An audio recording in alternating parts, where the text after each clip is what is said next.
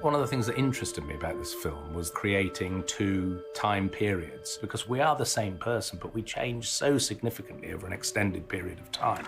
You're doing really well. One more?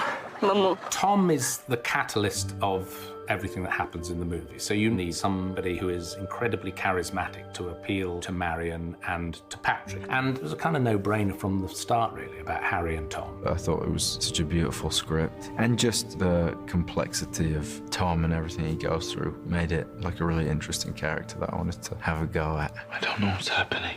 Finding an older version of Harry Styles is a challenge. I can't live alone. Although we're playing the same person, I'm playing him 40 years on, and in many regards, he's a different man. When we got Harry, we were looking for a young Marion, and Emma Corrin has an honesty and a simplicity that comes from a sort of very open place.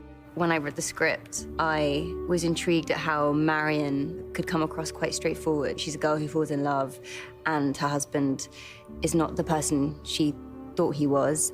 Do you love him?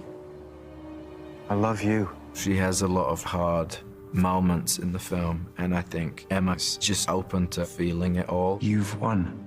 Patrick, nobody's won.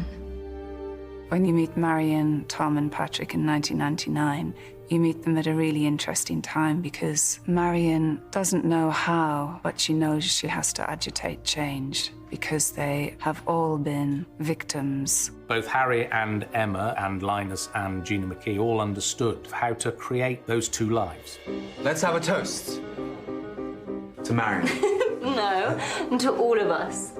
To all of us. To all of us. All of Cheers. us. Cheers. David Dawson, who plays Patrick, is somebody else I've worked with before, and just knew instinctively that if he read the role of Patrick, that he not only would be able to relate to it, but he'd also be able to do something quite interesting with it.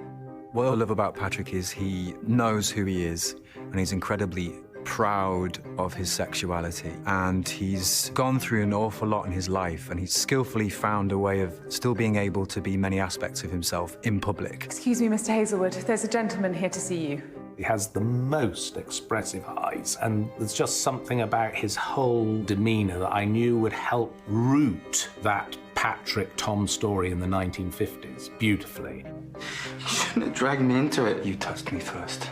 All three of those younger actors did something that was not on the page. They all brought something else. And then when the three older ones took over, if you like, 40 years later, they were able to carry on doing that. Rupert is an interesting example. You would think where somebody has hardly any lines at all because they can't speak, that would be quite restrictive, but his expressiveness as an actor was still there. No! He doesn't want to see you.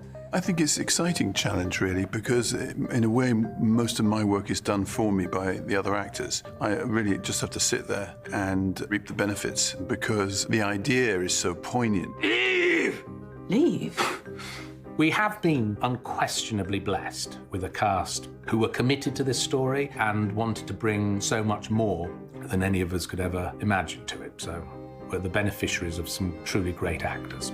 Taste is simply just knowing how something makes you feel. So how does it make you feel?